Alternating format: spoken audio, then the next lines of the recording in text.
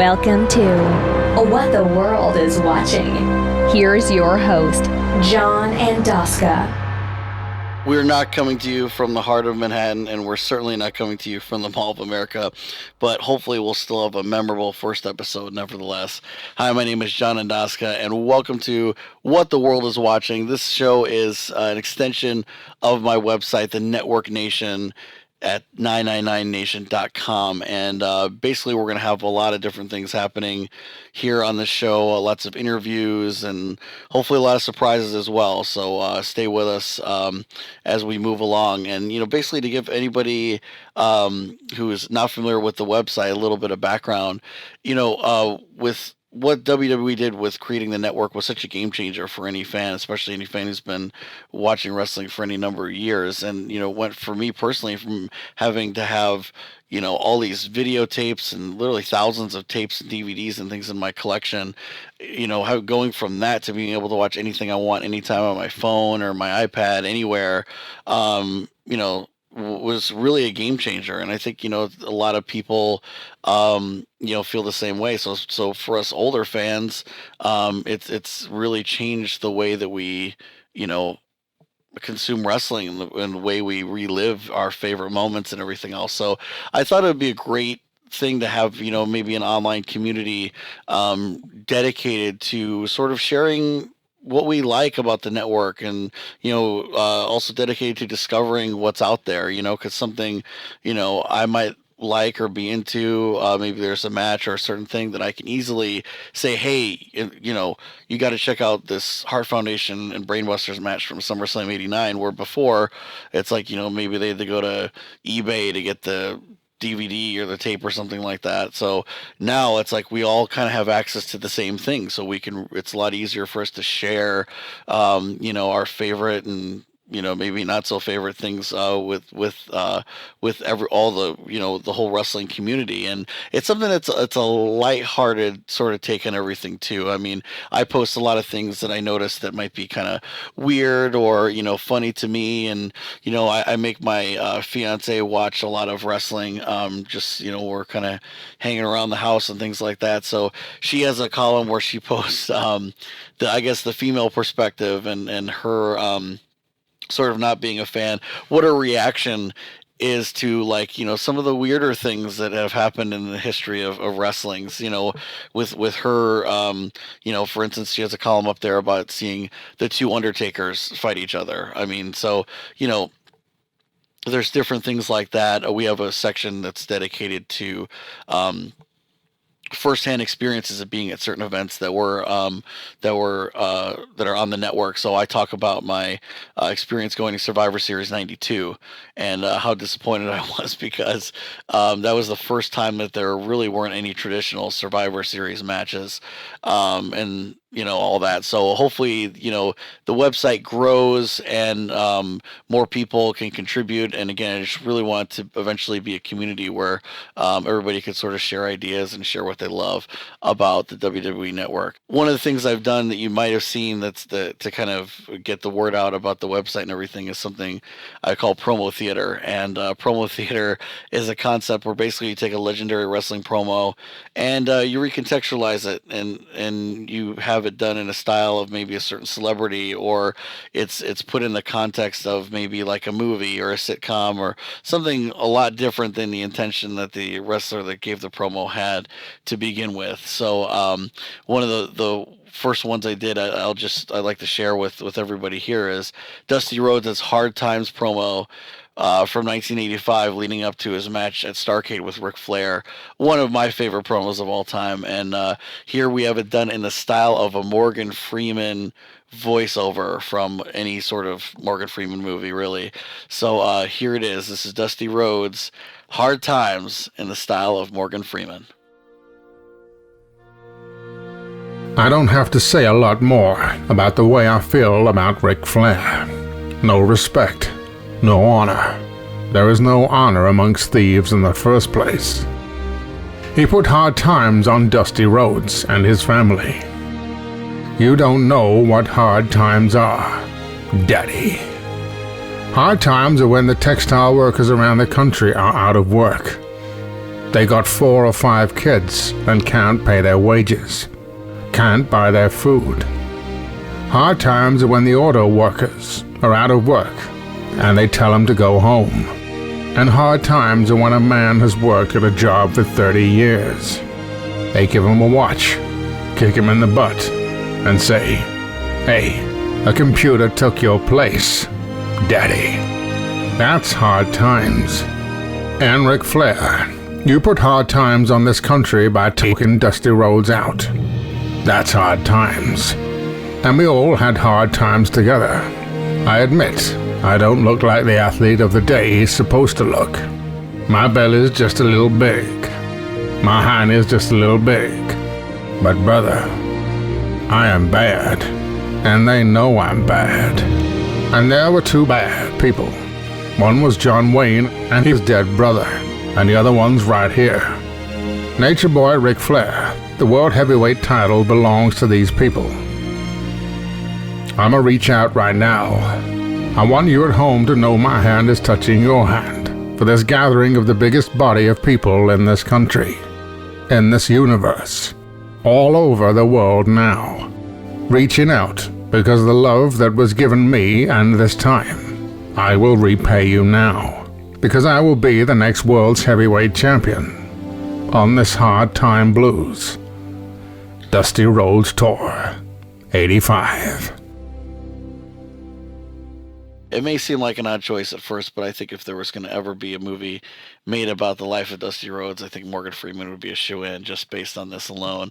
It just seems to fit. So something about the whole aspect of, Dusty talking about, the steel workers or the auto workers and all that stuff. It just read like a Morgan Freeman style voiceover to me. So that's an example of some of the things that we'll be having fun with here on this show and on the website 999nation.com. And one of the other big things that we're going to get to in a little bit is the interviews too. And so later on we'll be hearing the interview that I was able to do with Jim Cornette. And but to give everybody a little bit of context too about, my credentials as a wrestling fan and just what I've able to do sort of on the fringe of the wrestling business so far, I'll just tell everybody a little bit about that, because I've always been a fan as far as I can remember. I mean, I remember watching primetime wrestling on Monday nights and Saturday night's main event, seeing all that when I was a kid, but I loved it, being a real little kid, but then it became kind of an obsession for me when I was a teenager. And, as I was getting into my teen years is when everything started coming together and the wrestling world was just on fire with the Monday Night War and all that sort of stuff. And it was to the point where, I was having parties at my house for pay-per-views. I mean, in school growing up, it was maybe me and maybe 1 or 2 other kids that would talk about wrestling every so often. But then it was like when I got into high school, suddenly it was like everybody was into it. It was Tuesday morning, was everybody talking at their lockers. Did you see what Austin did? Did you see, Goldberg spear this guy and whatever it was? There were girls that were coming to these parties that I had. I mean, it wasn't just something that like some nerdy dudes were into. I mean, it was the cool thing at the time. Not only that, but at that time too, I was also making a living off of my hobby, because I had amassed such a collection of videos and everything else that I was making a living, and it wasn't huge money, but it was certainly as much as, if not more than, any sort of job I would have had as a teenager. And I would be selling Coliseum videos and the old WCW home videos on eBay, and making compilation tapes, and I had my own website and everything else. So it was, it was a lot of fun to do. And I had so much fun sort of working with videos and doing all that I ended up going to school for that. And, fast forward years later now, where I have my own production company, and, through my company, JPA Entertainment, I've had the opportunity to, do lots of different things. We do documentaries, and one of the big things we do is promo videos and things like that for major labels. So I've gotten to work with artists like Ariana Grande and do videos for Britney Spears and Pink and Def Leppard and Hank Williams Jr. and just so many different artists. And, I guess, it's my little name dropping portion of the show here for today. But, having those opportunities led me to being able to sort of, work and do a couple things in the wrestling world too. So I've gotten to work on some documentaries and lots of things like that, be at different conventions and things. And, one of the things that's been my favorite to do is to really work with Greg Price, who does the Mid Atlantic Legends Fan Fest out of Charlotte, and been working with him for a number of years. I got to do be a part of the events themselves, but we're also working on a documentary right now called Mid Atlantic Memories, and that's something we've been working on for almost 2 years. But it'll be out in the summer of 2015, and we just think it's going to be something really special. We've interviewed so many guys, and it's just chock full of just different stories and just something that hopefully will be really special to the fans of that era and that territory, but even to hopefully to fans who might not be as familiar with it, and hopefully they can learn a thing or two. I know I certainly did. So, but I also got to work closely on a project with Jimmy Hart, which I'll talk a little bit more about later. And more recently, I got to work with Mick Foley and do a little documentary for his comedy and all that too. So, these things, if anybody's really interested in anything more, what I do, it's jpavideo.com is my little plug there for my website. But don't worry, anything wrestling related, I will probably shamelessly plug and promote on the 999nation.com website. So don't feel like you're going to miss anything. The best part about being a part of all these different projects and being able to do them is getting to meet and get to know a lot of these people that I grew up watching. So it's been really a lot of fun. And when I made the decision to do the show, I thought it would be great to have one of my all-time favorite people I've gotten to meet and get to know a little bit and talk to, Jim Cornette. I always thought he would be a great person, for the first episode of the show here. And what I'm trying to do with What the World is Watching. Yes, it's a wrestling related show and all that sort of stuff, but really, I kind of want to take a different approach and sort of get inside these people that they watch, get inside their minds and see what they like, because a lot of these different guys and girls, their careers have been covered in different shoot interviews and a lot of other shows. So it's been covered before. So the idea here is to talk about what they like, what they're into, getting to know them on maybe a personal level in that regard. So I thought Jim would be a great candidate for a first interview, because he's sort of notorious for really loving the wrestling business too. So, talking to Jim Cornette, the fan, rather than, Jim Cornette, the performer, and everything else he's been. So, that sort of really ease us into, getting inside, what our guests are really into themselves. So without further ado, here's my interview with Mr. Jim Cornette.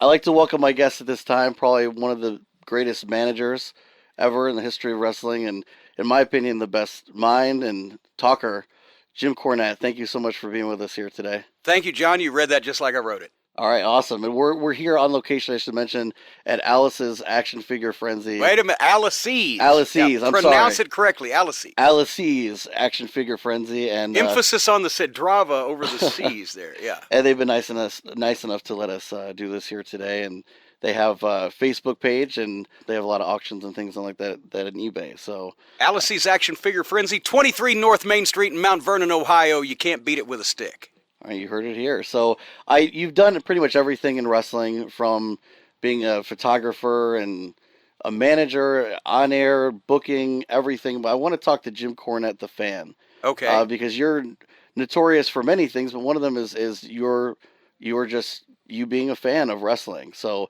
that's who I'd like to talk to today for the most part. So I guess the first thing I'd like to ask you is, what are your earliest memories of wrestling? Do you have a specific memory? Do you see it on TV, or how'd you get into it? Well, I could tell you exactly, because I was 9 years old, and my mother was up late one Saturday with a cold. She was really sick, and she couldn't sleep. So that's in the days when your local TV stations went off the air like 1 o'clock in the morning, and then they didn't come back on until 5 or 6 the next morning. And And when Channel 3 in Louisville went off the air, she was watching The Late Show. She started flipping around to see if there was something else on the air, and she turned to Channel 4, and there was a picture coming in. And it was Channel 4 from Bloomington, Indiana, which is right outside of Indianapolis, and it was Dick the Bruiser's wrestling show. And she watched it for a little while, and she happened to mention to me the next day, and this was in 1971 or so, she said, Jimmy, I saw a wrestling program last night that looked just like the wrestling shows I used to watch on TV when I first moved to Louisville. When she was 18 years old, it was 1951, she first moved to Louisville, and that's when wrestling was on network television. And actually, Bruiser's show in those days pretty much not only looked like the early 50s TV wrestling shows, but had the same stars, because Bruiser never changed his talent. It was Dick the Bruiser and Wilbur Snyder, who was one of the biggest stars in wrestling in the 50s, and the Blackjacks, Lanza and Mulligan, and Pretty Boy Bobby Heenan, their manager, and just great talent, Cowboy Bob Ellis and Baron von Raschke. Anyway, and I just got intrigued by the idea of it, and I said, well, could I watch it next week? And she said, well, okay, if you take a nap or whatever, I'll let you stay up, and so we'll see if we can get it, because we didn't know if we could even get the channel again. And so the next week, sure enough, there it was. Channel 3 goes off the air, and there's Channel 4, and I'm watching Dick the Bruiser and the Crusher, and Bruiser was obviously promoted at that time as the world's most dangerous wrestler, which, by the way, is where Paul Schaefer, David Letterman's band leader, got the title of the world's most dangerous band, because David Letterman was from Indianapolis, and obviously everybody in Indianapolis knew who Dick the Bruiser was, so Paul Schaefer kind of got his nickname. But anyway, I digress. I was hooked. And I just loved it. It was this big arena with all these thousands of people cheering and screaming, and Dick the Bruiser's beating up everybody, and he's the toughest man in the world. And that got me started thinking, well, maybe there's wrestling on TV in Louisville. And son of a gun, just happened that Jerry Jarrett, who was not only one of the top wrestlers, but also the booker of the Memphis territory, had opened up Louisville for wrestling about a year beforehand. And his show, coming from Memphis, was on a local station in Louisville, and I found that. I saw the fabulous Jackie Fargo, who was the toughest man in the world as far as the Memphis people thought. And so many great tag teams like Kurt and Carl von Bronner and their manager, Gentleman Saul Weingroff, and the interns with Dr. Ken Ramey, and the babyfaces Tojo Yamamoto and Jerry Jarrett and Jackie Fargo.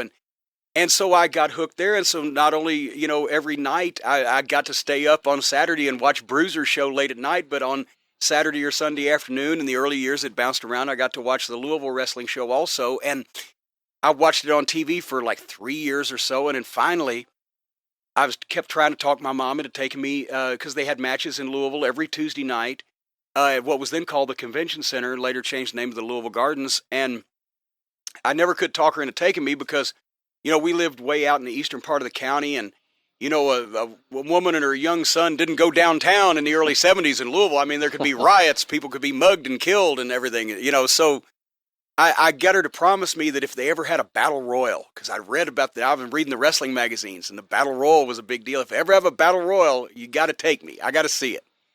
Well, son of a gun, May 15th, 1974, comes a battle royal, and she's got to honor her commitment. And we go downtown, and we go to the matches, and it's a great crowd. But at the same time, there's no riots. Nobody was killed. It was well lit up. There was no problems. The only violence we ever saw was when the fans would jump in the ring trying to kill the heels.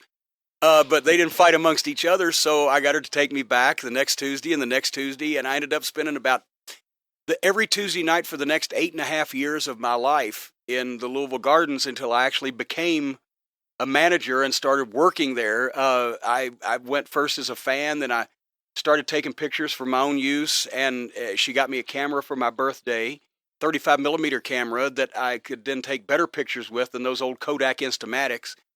And I used to buy all the pictures at the souvenir stand, which were the old black and white 8x10s for like 50 cents or $1 a piece. And at the time, the promoter in Louisville was Christine Jarrett, who was Jerry Jarrett's mother and Jeff Jarrett's grandmother. And when Jerry had opened the town, he made his mother a partner in the business because she made sure that the TV tape got to the station and the newspaper ad was placed and the buildings were rented and the contracts were signed like that. So she was actually the most successful female promoter, except maybe in Japan for Matoka Baba, Giant Baba's wife, in the history of wrestling. And she had taken a liking to me because she's running the souvenir stand. Also, I'm buying everything, and I was a polite kid, And then she started talking to my mom and liked her, and so they got to be friends. So one day she saw one of my pictures and she said, they were color, 3.5 by 5s instead of the old black and white cheap 8 by 10s. She said, this might sell on the souvenir stand. Can you get 100 copies of this? And yes, I didn't know, but yes, absolutely. I can, whatever. Yeah, I'll do it next week.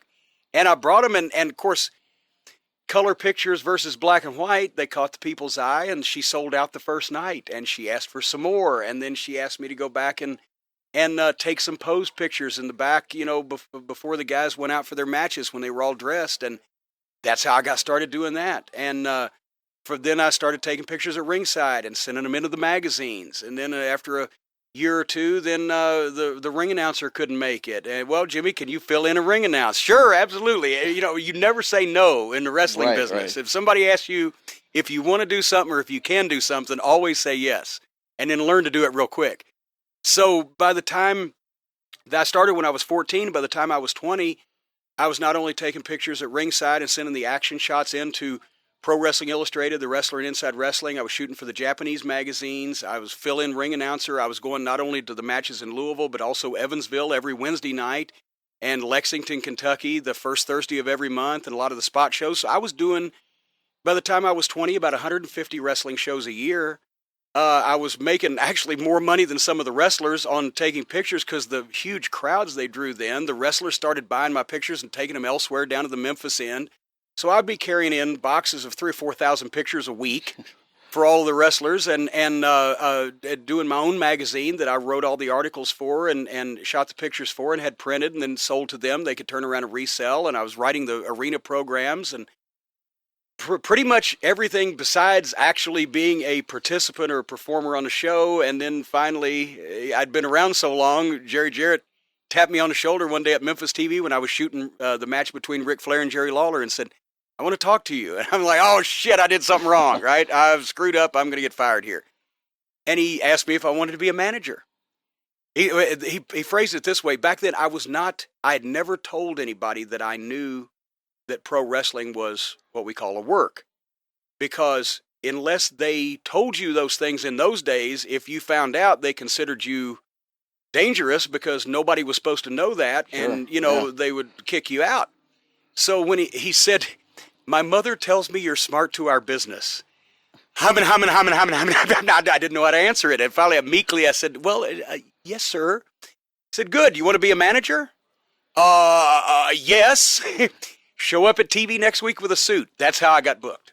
Well, before all that, so that was, you had quite a run, like 6 years working kind of in and around everything. But before that, you mentioned you saw it on TV, and then you said you saw about a battle royal thing in a magazine. So was that something where you kind of rushed out? I mean, had you known, where'd you get wrestling magazines back in that day? Was there? Oh, at the drugstore, at the, any place where they sold magazines. They were on the stands in those days. There was a variety of titles. Pro Wrestling Illustrated. Well, Pro Wrestling Illustrated came later, but The Wrestler and Inside Wrestling. And do you remember the first magazine that you actually purchased? I'm sure you probably still have it. As a matter of fact, yes, I do. It's in the vault at the castle. It was an issue of The Wrestler, and when I saw that, they sold back issues in those days, and they had advertisements for the different back issues they had. So that became my mother's easy Christmas, list for me. Get me every back issue of all the wrestling magazines.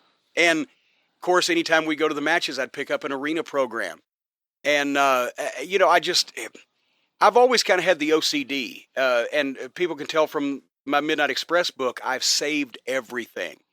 And that came from my mom, too, because she was born in the Depression in Duck Run, Kentucky, which the nearest large city to Duck Run at the time was Corbin, Kentucky, which today probably has a population of about maybe 10 or 15,000, maybe. So you can imagine what it was like in the 30s in the middle of the Depression. Wow. She didn't have indoor plumbing till she was 18 years old. So she always said, save everything because it may be worth something someday.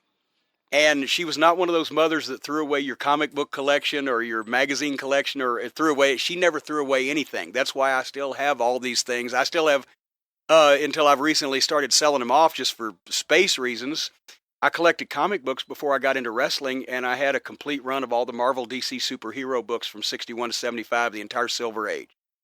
and I've been selling a few of those at a significant profit. I bought my Amazing Fantasy 15 from the original owner in 1973 for $25. It's worth about 20 grand today. But that was, I've always been obsessive about collecting things, saving things, organizing things. And so wrestling fit in that. When I got interested in it, I wanted to know more about it. I wanted to read more about it. I wanted to know who everybody was. I subscribed to all the newsletters, joined all the fan clubs, and I just wanted to learn more about it. When you said take us back to like the Louisville Gardens, or you said the convention center, it's called at the time. So you walk in, you mentioned there's like a souvenir stand. So when people think of a souvenir stand today, they think of all the stuff we see here, maybe the action figures and the T-shirts and everything. What was the souvenir stand like back at that time? It was a lunchroom table that you'd find in any quality high school with a bunch of 8x10 black and white pictures produced as cheaply as possible, a program produced as cheaply as possible. And every once in a while, a button, because buttons were big in the 70s that, people could pin on their shirt. And that was about it. Maybe a bumper sticker every now and then. And if you wanted an action figure, I had my wrestling action figures. I would get either G.I. Joe's, or I would get with the Kung Fu action. Does anybody remember those? You do. Steve does. Or, is similar toys, and you would take colored markers and draw tights on them, and occasionally you'd even have blood on their head if you got a red marker, and they would fight because there was no such thing as action figures. And as a matter of fact, that's another book that I did recently, Rags, Paper, and Pens, the history of the merchandising of Memphis wrestling, because Memphis was kind of on the cutting edge of that, and I kind of spearheaded it with the photos and the magazines and et cetera, tailored just for that area. But it was very primitive and very bare bones. You would walk in, and once again, the matches were every Tuesday night in Louisville. You'd walk in the front door, and the merchandise table was right behind the closest section of ringside. And you'd go through that and get whatever was new. And they had surprise packages. Anybody left the territory, their pictures would go in the manila envelope, 5 for $1. But you didn't know what it was until grab bag, until you opened it up, and then you realized that you got like the heels and the midgets and the people that were no longer there. But from that, then you'd go sit in your seat, and they didn't play music or anything. You just waited until they turned the house lights down and the ring lights turned up, and that got a hand. As soon as the ring lights came on, the place came apart. And they started the matches. And amazingly enough, the wrestlers found their way to the ring without actually playing any music, because they didn't do that back then. And the people went just absolutely apeshit for headlocks and monkey flips. Do you remember like being there the first time and seeing these people that you had seen on TV? Oh, yeah. 9 or 10 years old must have seemed larger than life. Oh, yeah. They were giants. They were huge. And you can look back now. I was able to score some 16 millimeter films that they had shot of the Louisville matches that I saw as a fan many years later. And now when you go back and look, well, maybe it doesn't stand up, because it's not exactly Ric Flair and Ricky Steamboat, but to see it live and to see the reaction and hear the reaction of the fans and the people just coming unglued and coming apart. And that was back in the days where if the heels won by nefarious means, a lot of times, especially if they'd had a beer or two, guys in the crowd would go up and try to even things up, and they were fighting in the crowd and they're fighting in the ring, and it was chaos, and it was exciting. Well, you had a rare opportunity as a young fan, being 14 years old, to sort of get in on another side of it, like you said, like kind of getting on the inside a little bit, doing stuff with the photos and all that. Do you remember a particular point where you thought, gee, I'm in, or like did you ever, or was it until did Jerry asked you to be a manager? Well, that's when because see here again, once again, for those 6 years that I was a photographer and ring announcer and doing all those things, I was still never allowed in the locker room, in the dressing room. Nobody in those days, even the police that were working the matches, even the building officials, it was a rule that nobody except wrestlers, referees, and people involved with the wrestling promotion were allowed in the locker room, because that's the only place that you would ever see the baby faces and heels together speaking to each other. In public, even in the back where I would take the post pictures, and especially anywhere else in public, if a good guy and a bad guy were to socialize with each other, they'd be fired instantly, because that would give credence to the old rumor that the fans had that, well, they all have a have a beer after the matches with each other. So, it wasn't really, and once again, nobody ever came to me, even when I was ring announcing. The ring announcers were never smartened up. The photographer was never smartened up. So nobody ever came to me and told me what was going to happen. Of course, if you study as intently and as closely as I did, you figured some of these things out. But I still never heard a phrase as common as high spot until the first day I was at Channel 5 TV to be a manager in the dressing room. You never heard that terminology used outside the locker room. It was like getting in the mafia. It was a very closed society and very secretive, and for good reason, because that's how they were able to keep the business healthy and consistent for 80 years. How aware are you at this time about other territories? Because again, the business is way different back at this time. Well, once again, with the wrestling magazines, we were able to keep up on a lot of stuff that was going on in different places, and they had the ratings. They would do the ratings for the AWA, the WWWF, the NWA, and then also when I would travel, like on family vacations, it became a quest to find different wrestling programs. And my uncle lived in East Tennessee, and he had cable, because that's originally what cable was for people who couldn't get over-the-air TV signals. And he lived out in the woods, so I was able to watch Georgia wrestling real early in the mid-late 70s when it became a superstation, and I was able to also see the Mid-Atlantic show because they got the Asheville, North Carolina station. And I was also able to see Chattanooga wrestling, which was Nick Goulas's territory. And then, like I mentioned, my antenna, I put up on the top of the house in Louisville and was able to get Bruiser's show then, and also the Sheik show from Cincinnati. So this antenna, I have to ask you. So was this something that you concocted? How did you know it? How did you learn to? Oh well, put an antenna? I had a TV guy install it, but I found that since we were on a hill and we had a tri-level house, I put a 10-foot mast up on the roof and a rotor that I could sit inside and turn the antenna 360 degrees in any direction. And then I got the biggest Weingart commercial or home antenna that they made.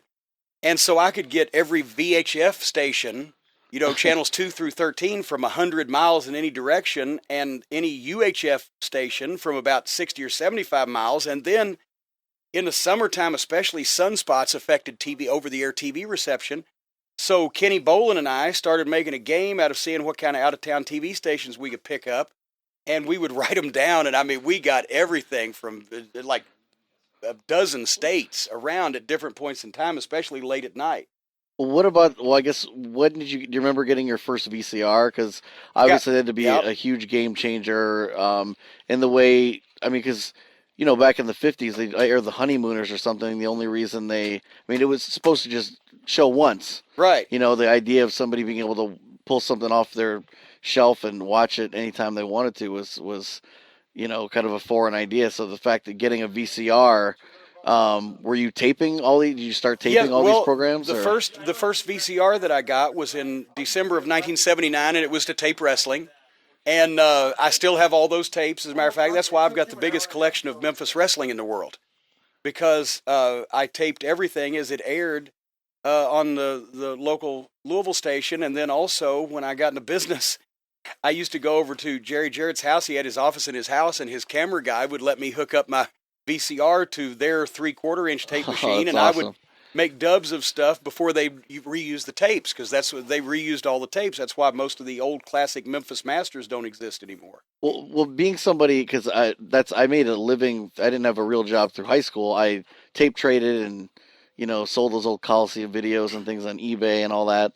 So as somebody who had all this massive tape collection, the fact that we have the WWE Network now is couldn't have been a thought in my mind back then to say I can watch all this on my phone instead of having a massive collection like this. So, what are your thoughts on something like the WWE Network? I have to ask you, just being a fan of wrestling I think it's great because especially with the old NWA, big shows like Starrcades and everything, people are able to see that. But the problem is that, to be honest, they show more of the stuff from the 90s that everybody really has already seen or able to get on tape anyway. If they haven't seen it, it is what it is. But they own the Florida library. I want to see Jack Briscoe and Dory Funk Jr. from St. Petersburg in 1972.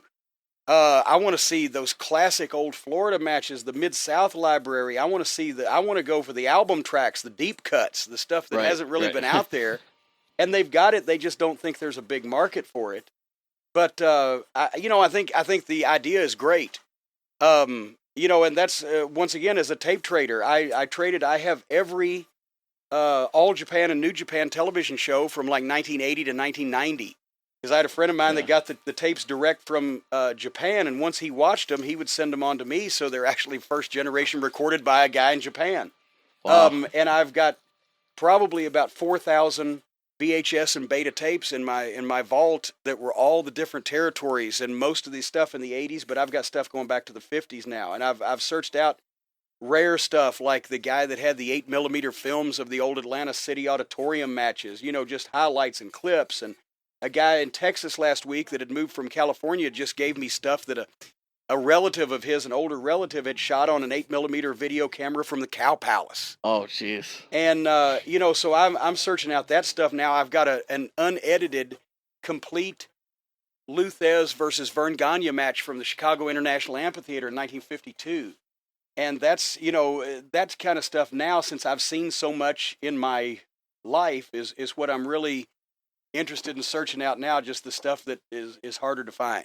Wow. Well, I guess, taking that into account, the fact that we're in the business and such a big part of it, you're traveling. Let's even go back to the Crockett days. You're traveling however many days it was of the year. Like, how are you still about able? 330. About 330. So are you able to keep up on wrestling, or are you kind of getting your fix because you're so involved? Are you kind of, I mean, like, I guess in terms of talking as a fan. Well, actually, once again, I still, throughout the 80s, because then being in the business and also managing the Midnight, I wanted to keep up on who was doing what in other territories, who the great tag teams were, who we might be working with in the future, stealing a few things, because, when you steal from one person, it's plagiarism. When you steal from many, it's research. Right, yeah. So I was really keeping up as much as I could. I won't lie, I probably speed searched because of my limited amount of time, but it used to drive my wife at the time crazy. That's probably why she's my wife at the time. Because I would come home from the road, and if I had a day off, I'd say, well, I got to catch up on all these tapes. So you'd come home and you'd have a box of tapes that you'd have to go through then. Oh, yeah. And then, of course, I saved the Carolinas films when TBS bought Crockett and came up and cleaned the office out. The idiots, they left for the trash. It was sitting on the curb. I had told the janitor, if they go to throw anything related to wrestling away, make sure that you call me and I'll come and pick it up rather than it going to the garbage. And he called me one day and said, yeah, there's a bunch of stuff over here. And I went over, sitting on the curb next to the dumpster waiting for the trash guy. It was 5 big boxes of 16mm film. It was every house show match that Crockett's had taped or filmed, actually, on 16mm film. And they either didn't know what it was or didn't want it, so I saved it and had it transferred, and I now have 40 hours. It's the only place it still exists of all of the 70s Carolinas house show matches with Flair and Mulligan and Steamboat and Dory Funk and Jack Briscoe and, on and on, every great name. And that stuff would have been in the garbage, lost forever, if I hadn't have scavenged it. I did the same thing with some old Memphis films also. Those are the infamous dumpster tapes, right? Exactly, the yes. Cornette dumpster films, yeah. Which I had available at last year's, August NWA Fan Fest, and soon to be available on my website. Well, let's talk about the website real quick. We did mention about Castle Cornette, and if you guys go to jimcornette.com, you can see a photo or two of a little bit of like what the collection looks like. When we got to interview you for the Mid-Atlantic Memories documentary, we spent a couple hours there. Could have spent a whole weekend there easily and not still gotten through everything. But is there anything that's your most prized possession that you have? I mean, I know I offered you some money for your Slammy Award, but you didn't quite want to sell that. The Slammy Award is what it is. It's not really a prized possession, but my prized possession is the bound set of St. Louis programs that I got. They were Pat O'Connor's. Actually, they were the Office collection.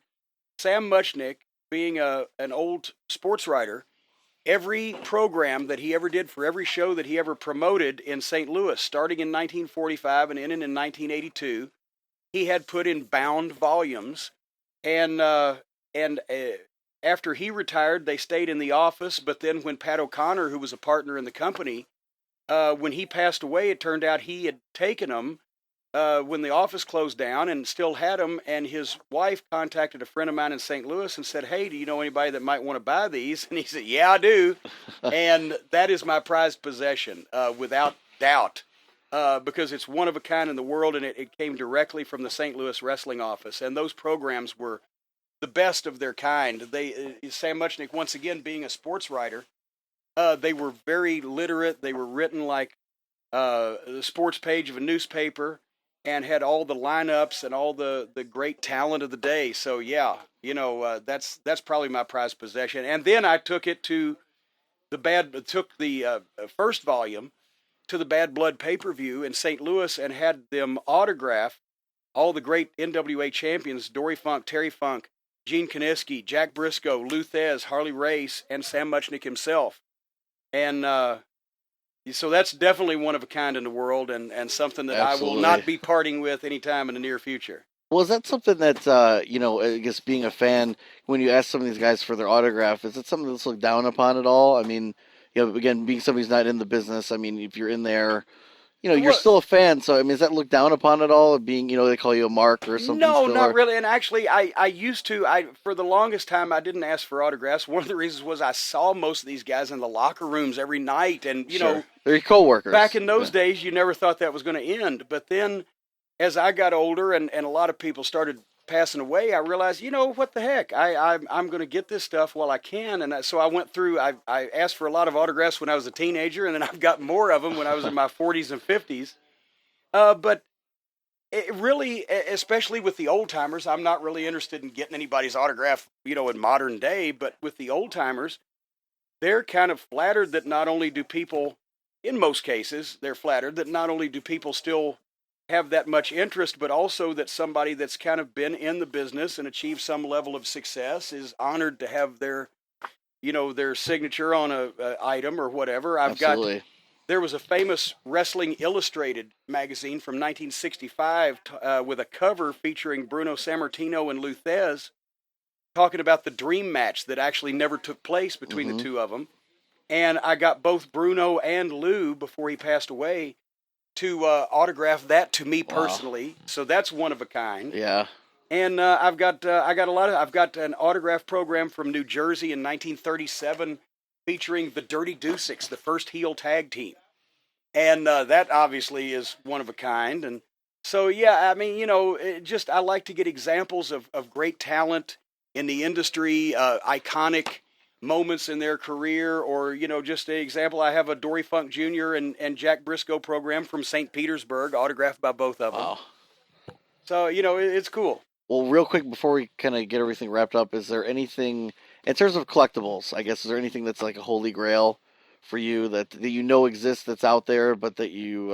Oh, gosh. I'm envious of Dave Milliken, the master belt maker, right? Because he has a collection of legitimate belts, championship belts, not reproductions, but the original ones that were used in so many of the great territories. I'm envious of that, but I'm not good. That's an expensive road to start running down, and he's got the market cornered pretty much on that as it is. But I mentioned earlier, I think it was off the air, I got a copy of a program from Madison Square Garden the night that the Fabulous Fargos sold it out. Yeah. And that was one of the first things that I learned as a fan watching wrestling, was that the Fabulous Fargo brothers once sold out Madison Square Garden. That was told endlessly on the Tennessee TV shows. And now I have a piece of paper that was in the building that night when they did it. So stuff like that's kind of cool. That's really but cool, yeah. As far as a holy grail, I don't know. Probably anything that I would just cream over that I don't have, that I would see and go, oh my gosh, I got to have that. Well, I guess just like I said, a couple of wrap-up questions here. If you were to pick, I guess everybody says it's the Mount Rushmore of just who you like as a fan. Not who's the best or whatever.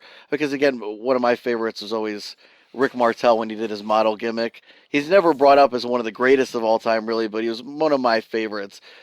Who are some of the guys you can, or girls who might have been who's your favorite of all time? Well, as a fan, see. Favorite is like, what's your favorite song or your favorite movie? Yeah, Sometimes it's hard to pick, but as a fan, my first favorite wrestler was Dick the Bruiser. because he was the first main event top guy that I saw on the first TV show I started watching. But then Jackie Fargo and his brother at the time, Roughhouse Fargo, Don wasn't in the territory at that time, but Roughhouse was just fantastic. I just love me some Roughhouse Fargo. But then later on, I started liking the heels, and I was a huge Jerry Lawler fan when, his first run in Memphis. And of course, Bobby Heenan, as a fan, just watching the TV for the first few times, as a manager was just, he was it for me. And I told him this. I stole a bunch of his stuff,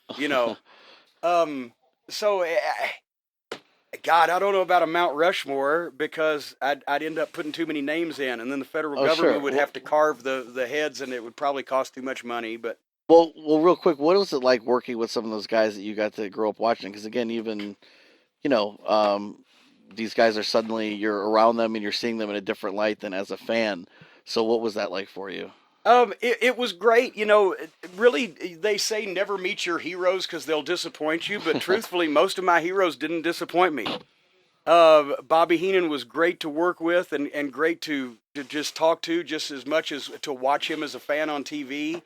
I got a chance to work a couple of times with Jackie Fargo and even Roughhouse, and that was tremendous. Roughhouse crawled under the ring, took my shoe off, filled it up with beer, and then hit my guys over the head with it, just like I'd seen him do, 15 million times as a fan. So, most of them didn't disappoint me. And meeting Lou Thez was always a gentleman. It was a real thrill, every time I got a chance to talk to him. So, I can't think of anybody that disappointed. Favorite angle of all time as a fan, again? Oh, gosh.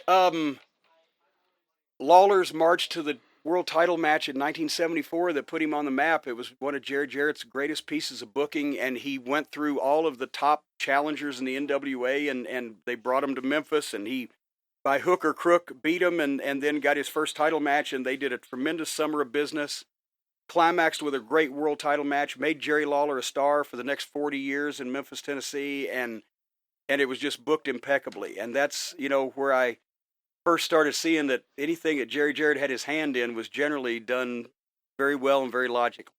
Last question before we wrap up. I promise we can let you go.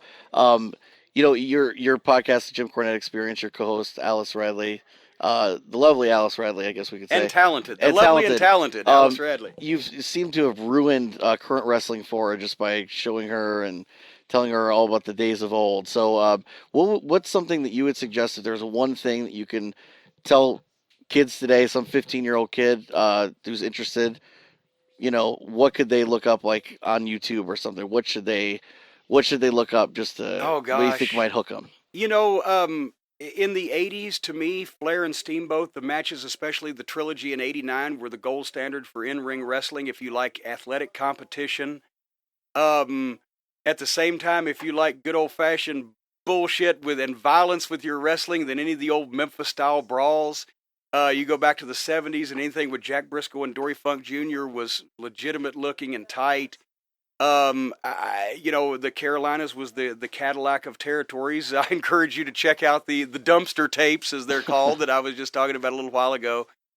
But just, go back and look at any of the top names, the guys that were really icons in their territories, and try to find as much stuff with them as possible, and watch the people. Because the fans are going apeshit. They're throwing babies in the air over these matches because they were presented as something that was serious, and they were taken seriously, and they were presented logically, and there was something at stake. They weren't just throwaways for entertainment as they are today, and that's the biggest thing. As I was talking to J.J. Dillon on the podcast the other day, is, this stuff was presented as important and serious and meaningful and credible, and people took it that way. It wasn't that the athletes today are better, but the people running the business have made it all gaga to as not to be taken seriously, not to be emotionally invested in. It's entertainment. Well, it's like, when you ask a beautiful girl out to dinner, and she says yes, and you're over the moon until she says, I don't like you, and I wouldn't fuck you in a million years, but I'm looking forward to the free meal. That's what we've done now. They know we're yanking their chain. I don't know why we do this anymore. Well, I don't. Well, it's good that you're still a fan, though. I'm always still a fan of pro wrestling, just not sports entertainment. And I have to say, Jim Cornette, the fan, is just as brilliant and eloquent and well-spoken as Jim Cornette, the manager, and Jim Thank Cornette, you. everything else. So really appreciate your time. Everybody needs to go to jimcornette.com to check out everything you got going on there. You got appearances coming up. You have a couple books, Yep. which are definitely well worth the read. Columns, merchandise, fun for the whole family. The podcast, the Jim Cornette Experience, and if you get a chance to meet Jim at in any event, I mean, he always takes the time with fans, and no matter, you know, who you are, or what kind of questions you Hey, got. I mean, how many times have you been asked about the knee thing from Starcade? 747,262. I keep count. Hey, there's people digging ditches, and I'm just glad to know that people are happy I'm still breathing. We spent a couple of days with Mick Foley, and he said it's like Groundhog Day every time somebody always asks him about. What was it like to be thrown off the cell? No, it was did it painful. hurt? Yeah, did it hurt? Did it hurt? Imagine that. But Jim, thank you so much for your time. Really appreciate it. Thank you, John. We'll see you down the road. I appreciate it. There you have it. You know, it's always a blast getting to talk to Jim, and I didn't really go into it too much in the interview there, but we had the opportunity to go and visit his house for the Mid-Atlantic Memories documentary that we're doing, and just this whole upstairs area is just, I mean, it's insane, the collection that this guy has of wrestling. And there's a couple pictures of it on his website, as I mentioned, but it really doesn't do it justice, because you really have to see it to believe it. And we were there for a whole day, but we could have been there for a whole weekend and still not even seen everything that is there. I mean, he's got, just programs from just every era. He's got different posters, and just the video collection puts mine. I mean, I had thousands of videos that I had when I was doing tape trading and everything at the height of, when I was selling videos and all that, and it just puts my collection to shame. I mean, the amount of stuff that he has. I mean, so it's really was an experience, and I told him he should charge admission, and really open it up to the public, or do something, maybe do a special or something on his collection there, because it's really something to see. And one of my favorite things was something he showed me that he had, that he was able to acquire from WWE headquarters, and had to do with Vince McMahon, and which reminds me, we also talked a lot about Vince, because Jim got to work closely with Vince when he was writing the shows back in the 90s. So we did record that portion of our conversation, and we also, with our next guest coming up, we also talked to him about some things with Vince too. So maybe, I don't know, maybe someday, I don't know, maybe we'll put a little Vince special together, because he's somebody that's always fascinated me, and I know a lot of wrestling fans too, because Vince doesn't really do a whole lot of interviews, and you hear about some of the crazy things that he's done, and a lot of quirks and different things like that. So I don't know, maybe that would be a good idea for a special or something, in the future. But yeah, Jim is just a great guy, and I encourage anybody who might be hearing that he's going to be making an appearance in your area or anything, go and meet him and talk to him, because he's really just really great with all the fans. And we were there at that in-store appearance that he was doing. I mean, he sat and he talked with these one fans for about an hour. They drove for a couple hours to see him, and he sat there for an hour with them and talked to them about everything. They had questions just about random stuff, and he was happy to talk to them, and to clear up some different rumors or different things that they heard. So it's a lot of fun just even getting to see him interact with fans too. And Jim's always known for being outspoken, and he's somebody that's just entertaining. I'm glad, again, I told everybody in the interview, but really check out his podcast, the Jim Cornette Experience, and that's always a great listen. So make sure you get on that as well. I mentioned earlier about a project I'd done with Jimmy Hart, and this was something that was really special to me, because I had grown up, again, as I said, doing the tape trading and everything else, and I came across these things called shoot interviews, and there are a lot of companies that have done them, but like pretty much right now, this is the standard, or at least for a while, was RF Video, which rfvideo.com, you can check them out, and they've done all these shoot interviews. There's a couple other companies that have come up and that have come and gone. Another one, just to give a shout out to, is Kayfabe Commentaries. They're fantastic as well.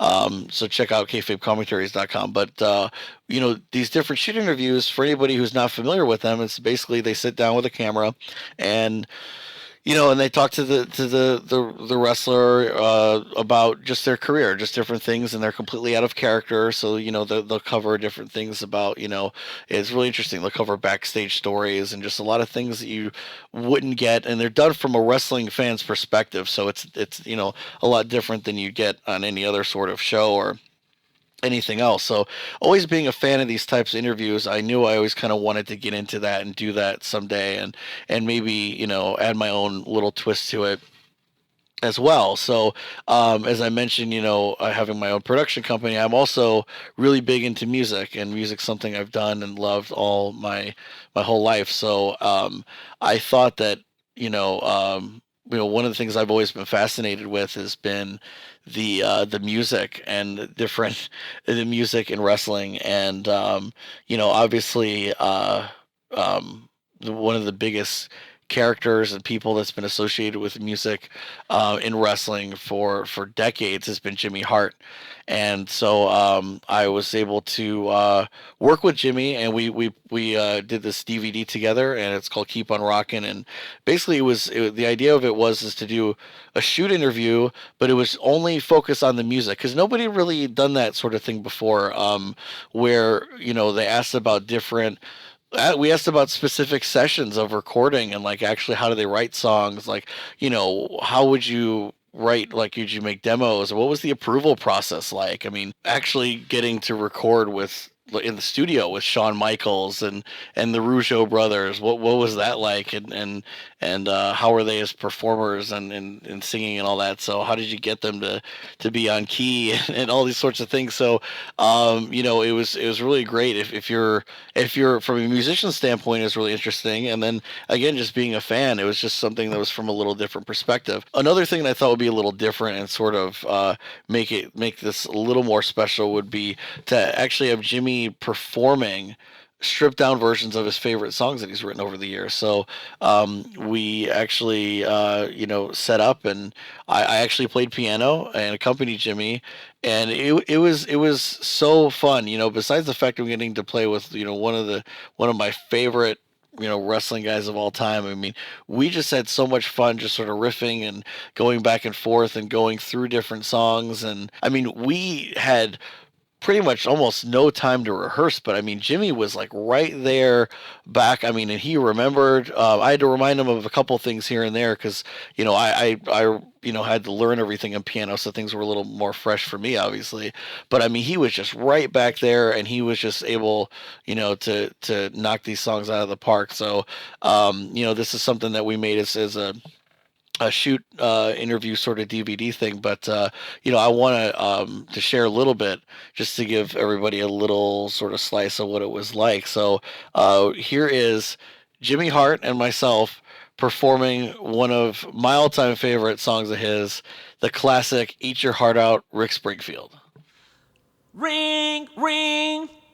Hello, it's Cindy in. What? You gotta be kidding me. She went to where? To see who? Rick Springfield?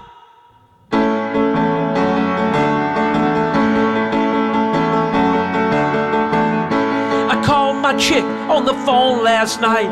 Her mother said she was gone for the night.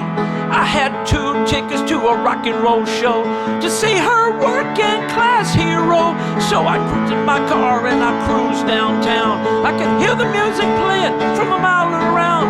So I bought me a ticket and I walked inside. I could see him standing there in the spotlight. Eat your heart out, Rick Springfield, 'cause she's my girl and she always will be the only one for me. Ain't no rock and roll singer gonna take her away from me.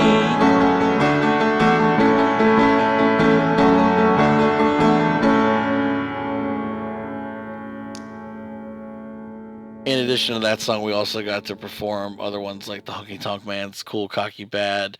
We did Sexy Boy. We got to do Randy and Liz's wedding song. And one of my all-time favorites, actually, from Hogan's Wrestling Boot Band album, Hulkster in Heaven.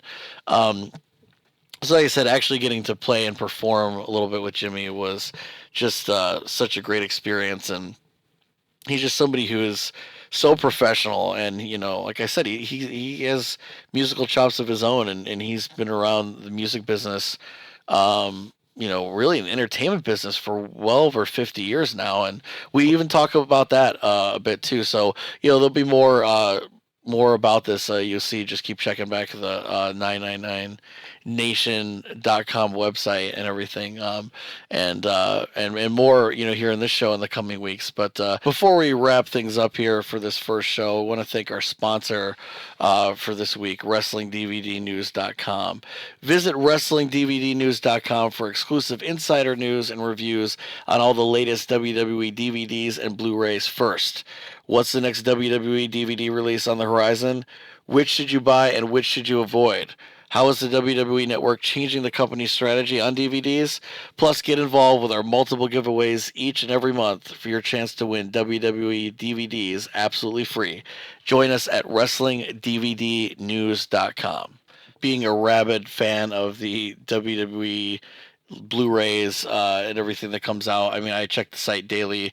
I really encourage everybody to do so as well. You could get there. They have previews for all the new releases. That's usually like exclusive previews. Actually, you could get the sneak peeks at like the cover art and all those different types of things related to all the DVDs. And I was one of those people that thought, well, once the network hits, they're not going to be coming out with DVDs and Blu-rays as much, but actually, they've been still coming out with some great releases. In fact, I really encourage everybody to pick up the Macho Man Randy Savage one that just came out.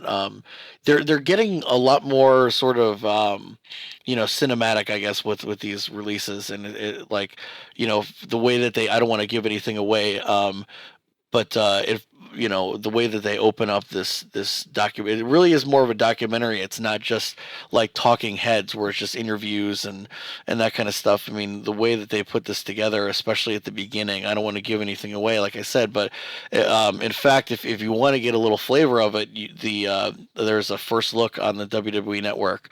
So I really encourage everybody to check that out if you're not sure what you might be in for, because it's really, really, really well worth it. But that's all the time we have for today for What the World is Watching. Really appreciate you listening. We got through the first show, and we have a lot more great things in store for our future episodes. So we will see you next time. Thank you for listening. For more, visit the Network Nation at 999nation.com.